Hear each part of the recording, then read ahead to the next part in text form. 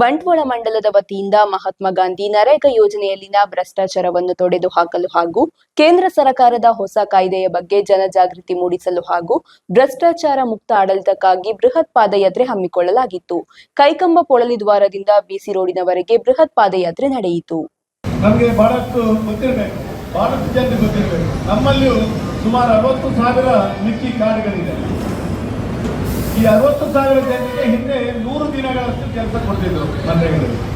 ಈಗ ಜೀರಾಮ್ಜಿಯಲ್ಲಿ, ವಿಕಸಿತ ಭಾರತ ಜೀರಾಮ್ಜಿಯಲ್ಲಿ ಇದನ್ನ 125 ದಿನಗಳಿಗೆ, ಅಂದ್ರೆ 25% ಹೆಚ್ಚು ಮಾಡಿ 125 ದಿನಗಳಿಗೆ ಇದನ್ನು ಹೆಚ್ಚಿಗೆ ಮಾಡಿದ್ದಾರೆ.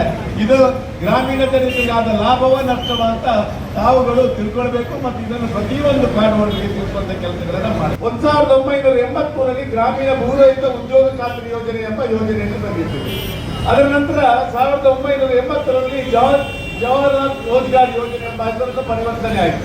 ಅದರ ನಂತರ 1993ರಲ್ಲಿ ಉದ್ಯೋಗ ಖಾತ್ರಿ ಯೋಜನೆ ಎಂದು ಪರಿವರ್ತನೆ ಆಯಿತು. ಅದರಂತೆ 2001ರಲ್ಲಿ ಸಂಪೂರ್ಣ ಗ್ರಾಮೀಣ ರೋಜ್ಗಾರ್ ಯೋಜನೆ ಅಂತ ಹೆಸರು ಪರಿವರ್ತನೆ ಆಯಿತು. ಅದರಿಂದ ರಾಷ್ಟ್ರೀಯ ಆಹಾರ ಕಾರ್ಯಕ್ರಮ NFFWP ಎಂದು 2004ರಲ್ಲಿ ಯೋಜನೆ.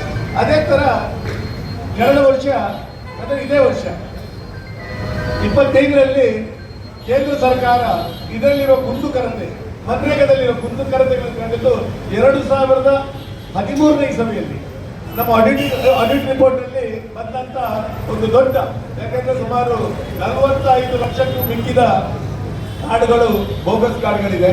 ಜೀರಾಮ್ ಜೀ, ಜೀರಾಮ್ ಜೀ,